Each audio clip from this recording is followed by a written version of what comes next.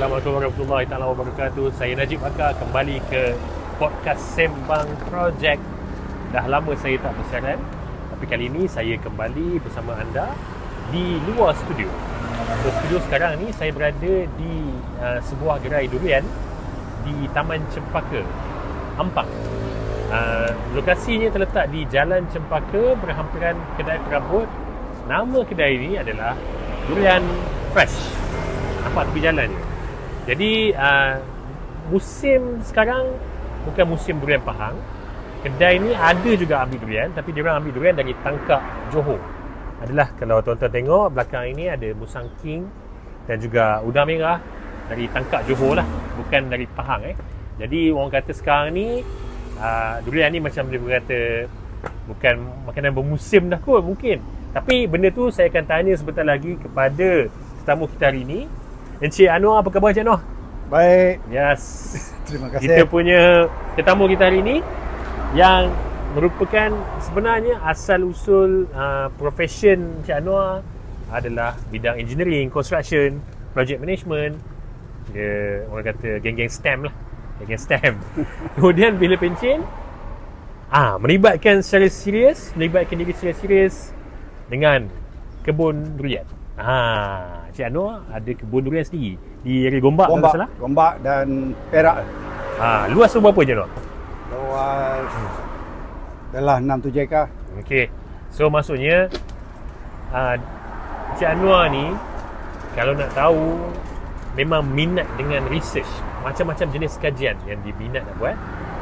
Jadi bila orang yang jenis minat research ni, bila masuk industri durian ni, dia pun ambil kesempatan untuk belajar macam-macam benda tentang durian.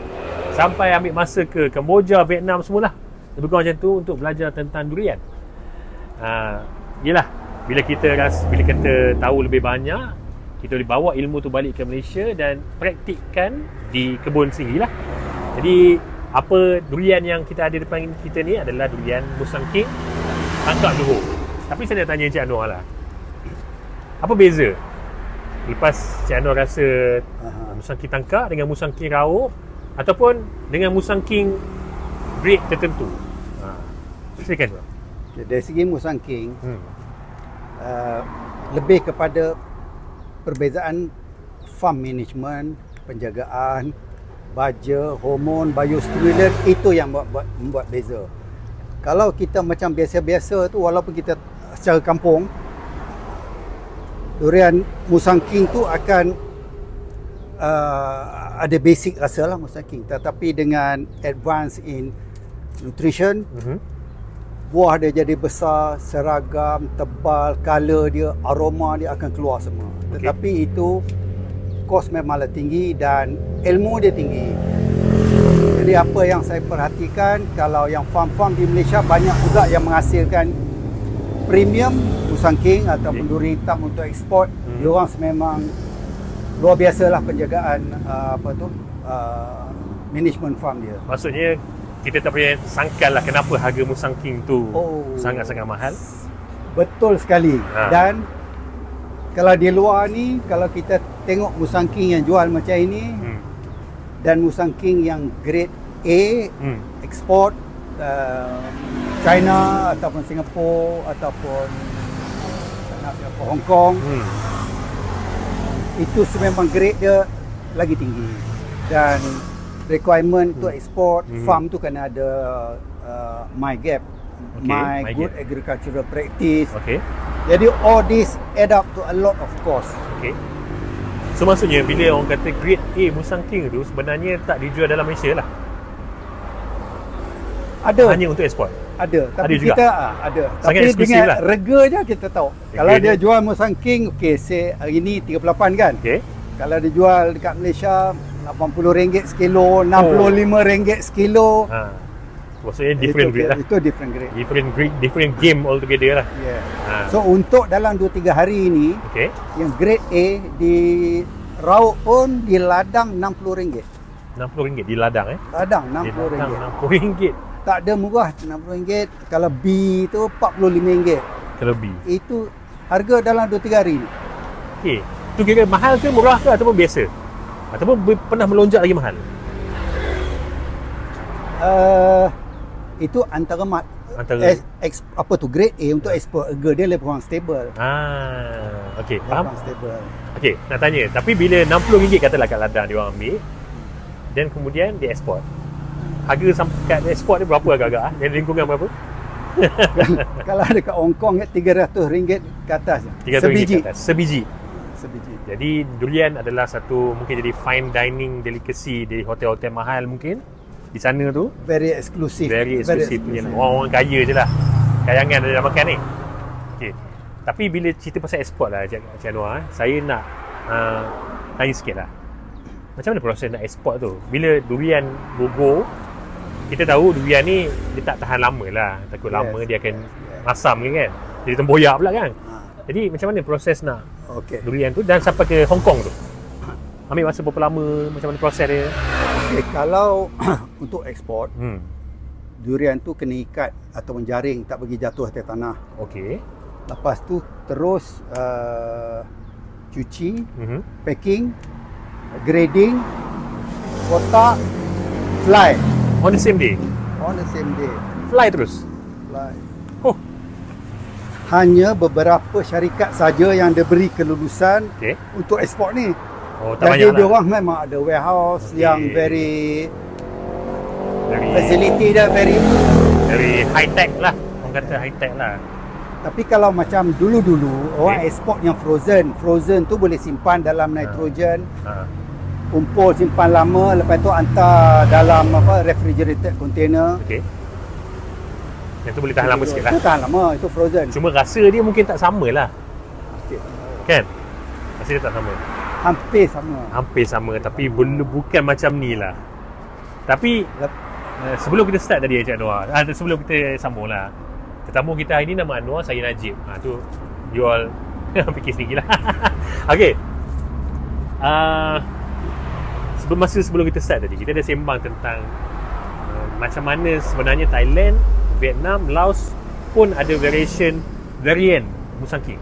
Jadi apa beza dia dengan Malaysia punya? Sekarang satu dunia dah ada variety Musang King. Maksudnya yang beriklim macam yang boleh tanam durian lah. Tanam durian. Sebab apa? Kita kira ini gold standard lah, kelas lah Musang King ni. Udah ada dia punya trademark dia. Semua negeri nak ada. Tetapi macam Thailand, kalau orang tanam satu pokok montong, satu pokok Musang King, dia kira dari segi ekonomik siapa semua. Montong praktikal lagi lah untuk diorang. Sebab apa? Sebab dengan besar total satu pokok apa semua. Dan Musang King diorang banyaknya re-export balik ke Malaysia. Thailand. Daripada Thailand masuk balik Malaysia. Rasa sama je lah kan? Rasa ikut cara diorang harvest.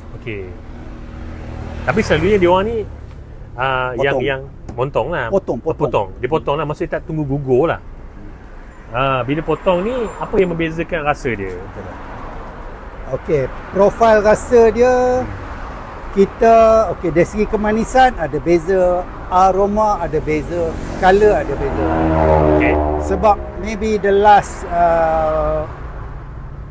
2 weeks sebelum durian yang nak gugur, untuk yang penjagaan farm management yang dahsyat, daripada putik durian sampai ke nak buah durian ni mungkin 4-5 kali you ada banyak vitamin lah, stimulan lah, hormon lah, sistem. Itu yang hingga buah sebelum jatuh pun mungkin 5 hari sebelum tu pun you ada banyak bagi vitamin, hormon tertentu untuk baja tertentu, untuk hasilkan aroma dia, untuk pahitkan dia, color dia, smell dia. So banyak sekarang ni dah banyak ilmu nutrition apa semua tu, banyak manipulation boleh buat. Tadi Encik Anwar ada sebut pahit. Maksudnya kita sebut Musang King ni dia memang ada hujung tu ada rasa pahit sikit. Sebab tu orang kata dia ada balance sikit lah, manis dengan pahit tu kan. Itu yang membuatkan orang minat dengan Musang King. Tapi dari segi durian ni, Apa durian lagi yang lebih pahit ataupun lebih manis? Variation macam mana? Oh, banyak lagi. Sangat banyak Banyak lagi. Musang King ni kira tengah-tengah lah, dia balance lah. Tengah-tengah balance, tetapi dia punya manis pun very high, pahit Okay. dia pun high, Okey. creamy dia pun high. Okey. Dari segi taste. Dari segi taste lah. Ada juga durian-durian kebanyakan dari Penang yang pahit memang Selangor pada. Pahit memang dia lebih pahit. Pahit yang paling menonjol. Pahit lebih menonjol. Mungkin ada setengah orang minat. Ada yang market Melayu lebih dia suka lemak dan manis. Lemak dan manis. Sebab asal durian kampung pun lebih kurang macam tu kan. Semua ni dari kampung, tetapi Asal yang ini terpilih semua. pilih semua. Ya. So, profil Cina lain, Ha. profil Melayu lain. So kalau Melayu mungkin lebih suka manis-manis sikit. Kita Manis punya lemak. masakan Manis lemak. kita suka masak manis, lemak. santan. Chinese dia suka pahit sikit. Okay, alright. So membuatkan, yelah, itu membuatkan beza dia lah kan. Tapi bila kita kata eksport ke Hong Kong, China semua, Musang King, bermaksud orang China, Hong Kong ni, dia orang minat level Musang King yang masak lah. Bukannya durian yang macam potong, durian yang perap. Okey. Ataupun Awal-awalnya hmm. dia orang tak kenal durian. Jadi the first durian yang dia orang rasa adalah durian yang bukan durian luruh, durian yang potong. Okay. Kebanyakan Thailand, Thailand kebanyakan yang montong. So dia orang ingat itulah best lah durian. The gold standard lah. Itu dia punya benchmark. Benchmark dia lah. Kemudian bila kita memperkenalkan Musang King dan diorang dapat rasa dalam gamen apa tu expo besar, Okay. Madrid bawa rasa, lepas tu dan kita jemput wakil-wakil press lah, tourism datang Malaysia rasa, dan diorang terkejut. Terkejut dia. Ni sekitar tahun berapa ni? 10 years ago ada tak? Ya. Ada 10 years ago Masa tu pun ialah 10-15 years ago. Ha. So selepas Musang King datanglah duri hitam. Duri hitam. Bila dia orang rasa, ini lagi hebat. Okey. Bagi dia orang profile. Tapi personally kalau saya rasa antara Musang King dengan duri hitam, saya prefer Musang King lah. Sebab mungkin sebab dia manis kot. Duri hitam kurang manis sikit kan? Dia lebih kepada pahit. Betul ke? Kau tak salah saya? Okay. I comment. Dia macam ni. Tengok di mana buah you rasa. Okey. Pokok mana, kebun mana. Dia masih ada beza tu. Beza dia sangat-sangat beza. Retinya kalaulah kebun yang premium, kayangannya kebun lah kita kata. Duri hitam dia. Okey. Lepas tu ambil lagi banding satu farm lain, penjagaan lain, SOP lain. Okay. Dia buat sama. Orang yang judges ke orang yang rasa dia akan dapat beza. Kenapa beza? Walaupun varian dia sama. Varian sama, beza. Mungkin dari segi rasa basic tu sama. Basic tu sama, tapi enhancement, color, aroma, taste, pahit dia lama melekat. Mungkin apa yang saya rasa tu duri hitam yang tak berapa power sangat lah kot. Mungkin lah kot. Saya pun macam tu. So bila saya dulu juga, bila sembang-sembang dengan kawan, saya cakap saya jumpa Musang King memang power punya. Okey. Bila saya sembang dengan geng-geng dia orang, dia cakap, you rasa dekat mana? Saya cakap, okey, dekat sini. Farm mana? Farm ini. Oh, dia cakap, brother, you tak test lagi farm ini. Oh, terkejut lah masa tu? Terkejut lah. Jadi boleh si cara penjagaan, cara SOP, kebun, itu membuat agak beza. So, untuk membuat beza tu, kos dia gila. Sebab itulah harga kayangan tu lain macamnya harga lah. Betul. Okey. Kalau dekat Malaysia pun tak ramai orang yang very high macam ni. Mungkin saya ingat berapa sen je kot? 10% yang ini. Tapi so ilmu ni kita boleh dapat. Kita banyak konsultan sini dan banyak improvement teknologi. Sekarang ni banyak juga saintis-saintis nutritionist menggunakan produk-produk Australia, Spain, France. Maksudnya guna untuk durian, durian tu lagi dahsyat. Maksudnya produk dari segi contohnya penjagaan lah, hormon ke apa semua tu. Penjagaan. Apply dekat durian. Apply dekat durian. Asalnya mungkin buah lain lah. Bukan macam tu lah. Tanaman lain lah. Bukan. Yalah. Daripada Kalau Spain pun tu dari kan. segi farming, tak kira orang dia research pasal grape, apple kan. So bila di saintis dia orang fokus durian, study durian. Durian nak benda ni. So dia orang pun udah mahir all this teknologi kan. Nutrition combination dia, stimulant. So banyak syarikat China buat dahsyat-dahsyat juga stimulan. Europe pun buat dahsyat.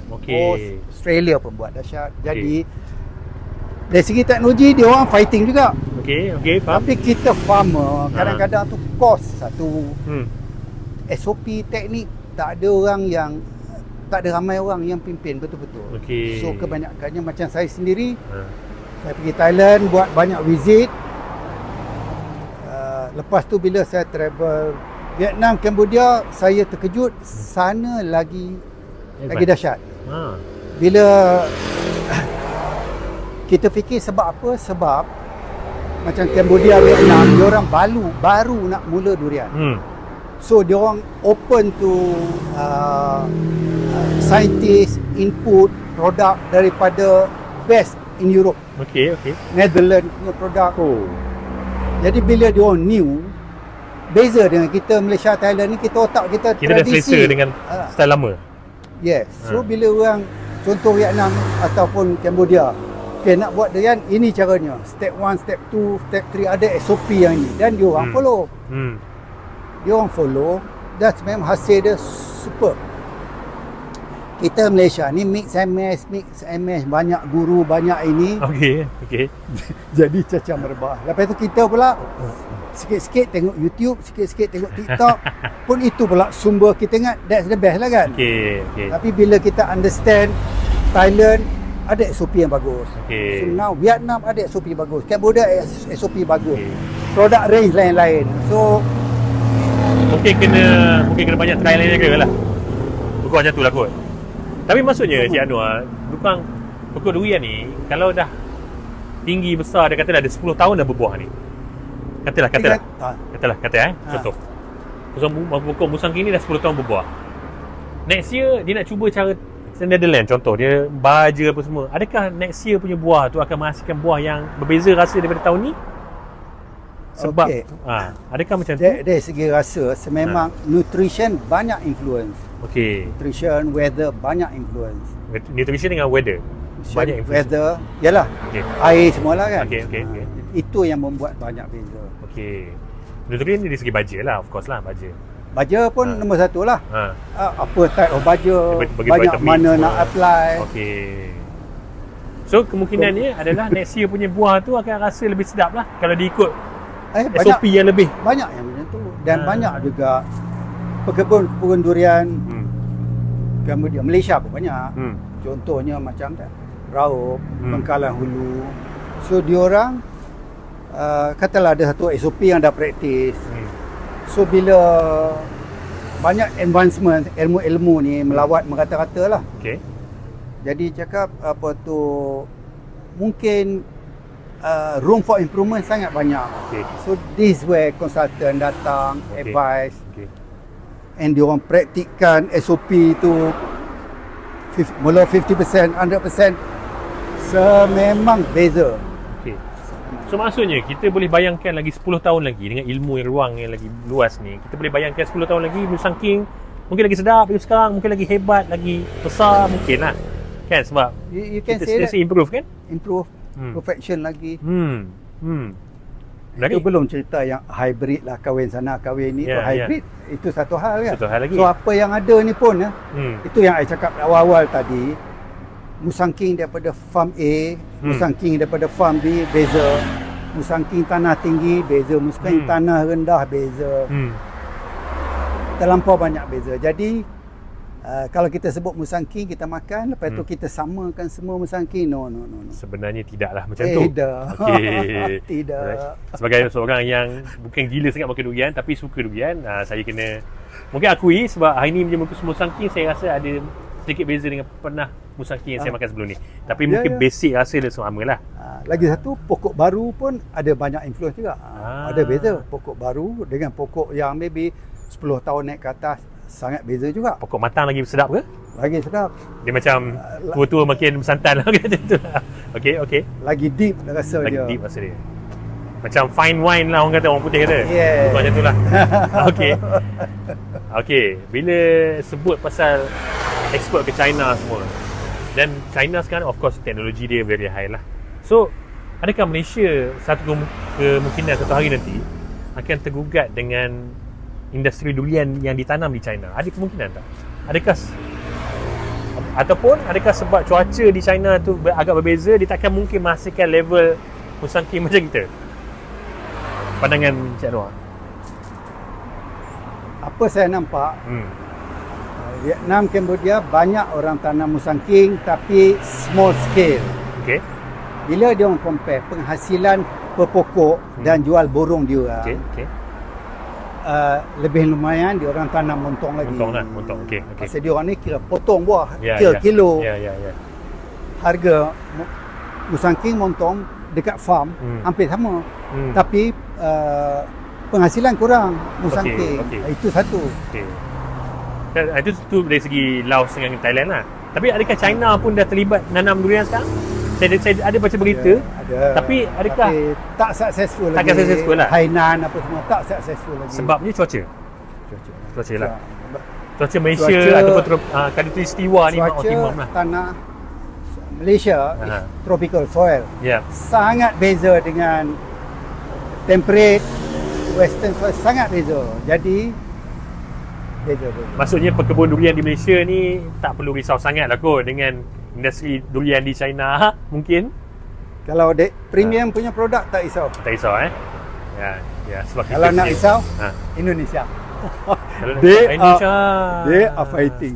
Serupalah dengan kelapa sawit. Ya, maksudnya Indonesia sekarang ni tengah push Banyak. Dan Ilmu boleh cari, ilmu sama aja. Ya. Dan tanah sama. Mungkin harga dia orang boleh offer lebih rendah lah, itu je lah kot. Dia can produce macam lah sawit. Kita mula leader. Ya. Sekarang ni berapa sawit dah? Udah 2 kali ganda setengah. Total penghasilan Indonesia almost 3 times. Yalah. So durian pun sama. Ya. Durian pun sama.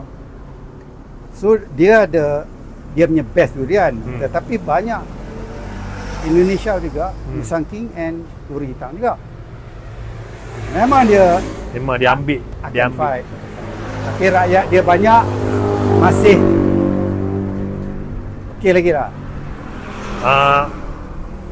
Indonesia punya tabiat makan durian ni sama macam Malaysia kot. Bukan macam Thailand lah. Exactly sama.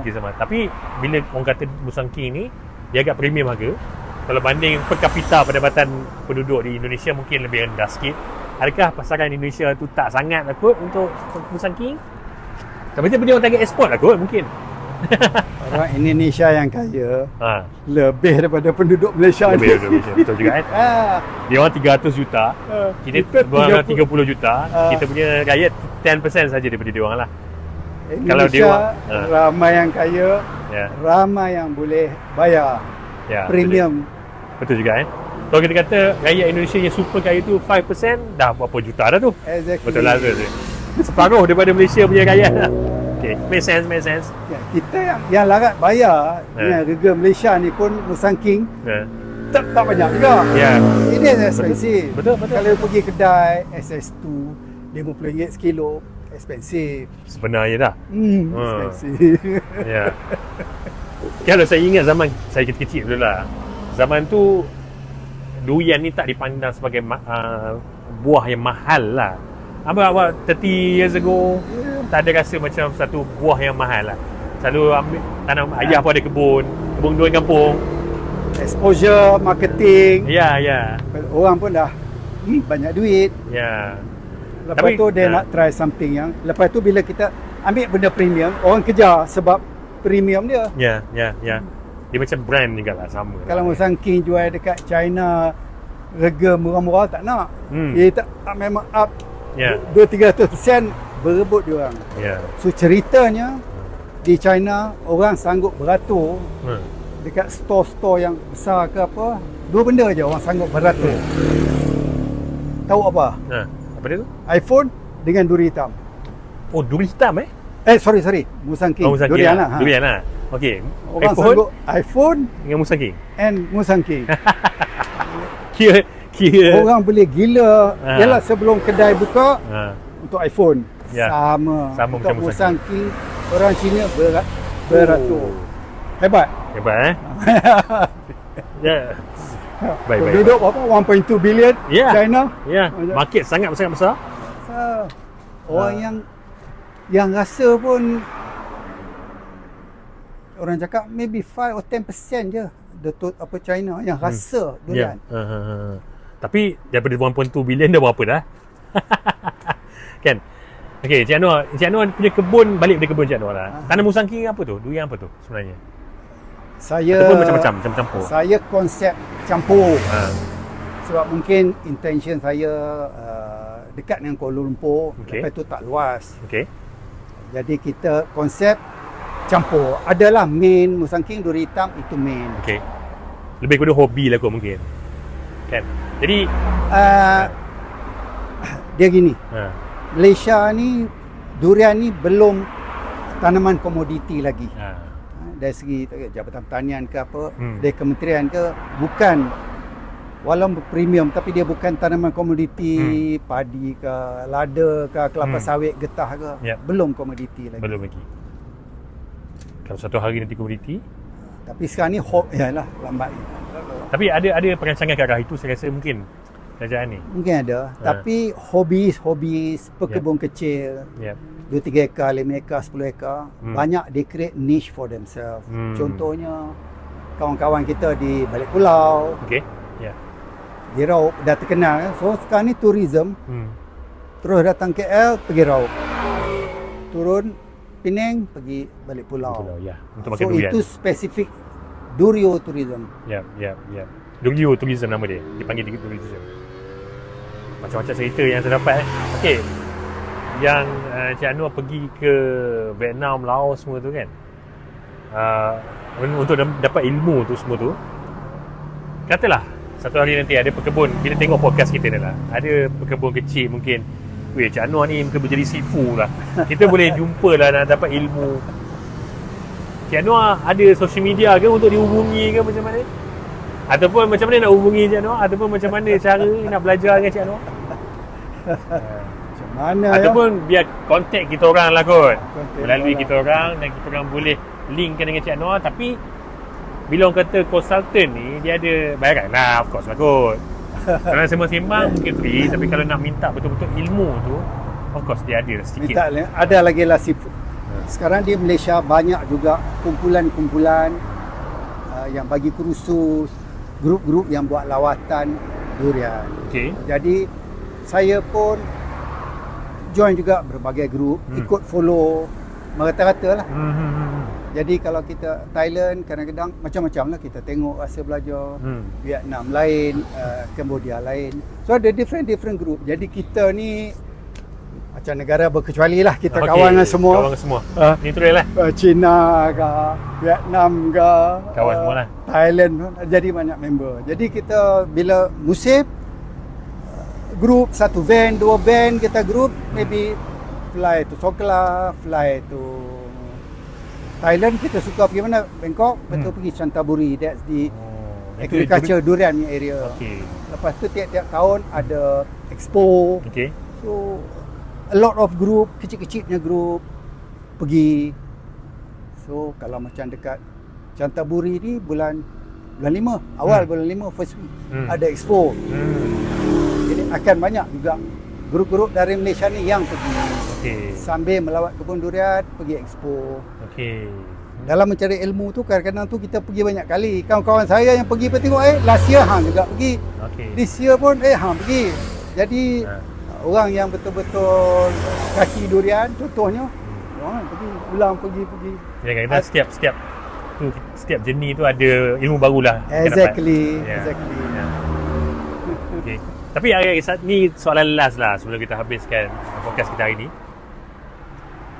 Kita tahu Asia Tenggara memang makan durian lah, sampai ke China semua. Ada tak Musang King ni sampai level permintaan di Europe ke ataupun US? Ada sampai tahap itu tak sekarang ni?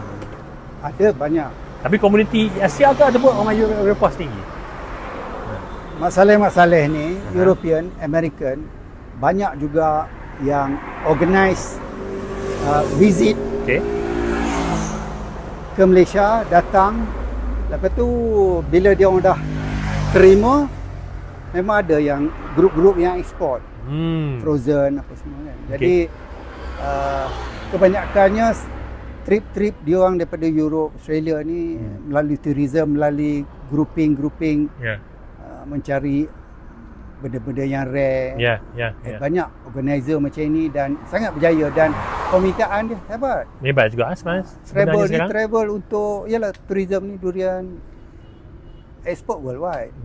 Export worldwide sebenarnya Musangking ni. Frozen. Frozen lah. Okey. Jadi sebenarnya bagi saya lah, kebun durian di Malaysia, walaupun ada yang baru-baru ni merungut kata durian melambat sangat. Kan ada isu beberapa bulan belakangan kan, durian melambatkan durian sampai harga drop. Tapi sebenarnya pasaran untuk dunia tu sangat besar lagi lah saya rasa. Itu great. Itu great. Ya. Itu great. Jadi kalau ada niat nak export, mungkin kena target mind tu fokus pada ke arah export lah kot. Kan? Jadi selalu kalau kita kursus ke apa ke, nombor satu duit. Komitmen lah tu. Lepas tu duit dia sangat-sangat besar. Okey. Secara amnya estimate saya ingat satu pokok maybe more than RM1,000 per pokok hingga 4 tahun nak bagi berbuah. Kos tu je. RM1,000 tu sepanjang 4 tahun tu. Itu kos tu saja. More than 1,000. More than 1,000 sebelum berbuah. Kalau you jadi kira berapa pokok kita, berapa duit kita ada, baru decide berapa banyak kita tanam. Okey. Ini kita nak menghasilkan grade A. Nak menghasilkan grade A maksudnya memerlukan kos RM1,000 lebih sepokok. Kalau korang ada 100 pokok, darab sendirilah berapa. Sepanjang 4 tahun tu tak ada buah, tak ada income. Tapi banyak soalan nak tanya. Sorry tak habis lagi ni. So, jadi sebelum dia orang dapat income, mula buah tu ada. Jadi seeloknya buat apa dekat ladang durian tu? Adakah dia orang boleh bela kambing dulu ke dan dapat income? Ayam ke? I don't know, macam mana pendapat Encik Anwar? Banyak orang tanam nenas. Nenas. Banyak orang tanam pisang. Tanaman kontan banyak. Tanaman kontan lah. Okey. Jadi maksudnya ada cara lah. Ya, kadang-kadang ialah kena orang fikir ROI kan. Berapa banyak kita spend tu. Kalau ROI lah, kalau on paper gini lah. Kalau a good musangking, satu pokok musangking dengan a good kelapa sawit, hasilnya satu pokok musangking boleh menghasilkan 1 ekar sawit. Artinya kos penghasilan lah. So you jaga, you jaga pokok you elok-elok, you jaga kebun sawit you elok-elok, satu pokok musangking sama dengan 1 ekar sawit. Penghasilan sawit. Wow. Okey, yang tu yang tu di luar dari akal saya lah ni, agak besar tu. Jadi orang kalau yang orang yang pandai tanya, dia orang tak tanya you berapa ekar sawit ada, dia tanya berapa pokok ada. Banyak orang tanam ekar-ekar banyak tapi performance kurang. Okey. Orang yang kita tanya, orang yang tanya tu berapa pokok dia ada, dia faham tu. Okey. Pasal bila tanya macam tu dia tahu okey orang ni memang dia boleh jaga betul, ada modal, SOP dia pun dahsyat. Maksudnya conclusion dia adalah quantity melebihi quality, quality melebihi quantity lah sebenarnya. Very definitely. Okey, itu je kot yang saya nak sembang Encik Anwar ni. Banyak ilmu baru yang saya dapat. Jadi macam saya cakap tadi, kalau tuan-tuan penonton yang rasa nak sembang dengan Encik Anwar ke ataupun nak dapat ilmu tentang penghasilan durian ataupun ada terfikir nak tanam durian hitam ke musangking ke, ni ada salah seorang sifu yang kita bawa ini. Dia tak nak mengaku sifu pun, tapi kita cakap grouping saya ada di KL. Ya. Jadi banyak lagi sifu. Banyak lagi sifu yang Encik Anwar boleh link kan. Jadi tuan-tuan kalau ada hasrat untuk menanam durian ataupun nak dapat ilmu lah kan, boleh contact kami di Podcast Sembang Project dan kami cuba insyaAllah connectkan dengan Encik Anwar and the group. Okay? Sampai tahap sampai takat ini saja podcast kita kali ini. Saya nak sambung makan durian dengan Cik Anwar. Jadi kita jumpa lagi di next episode. Assalamualaikum. Peace.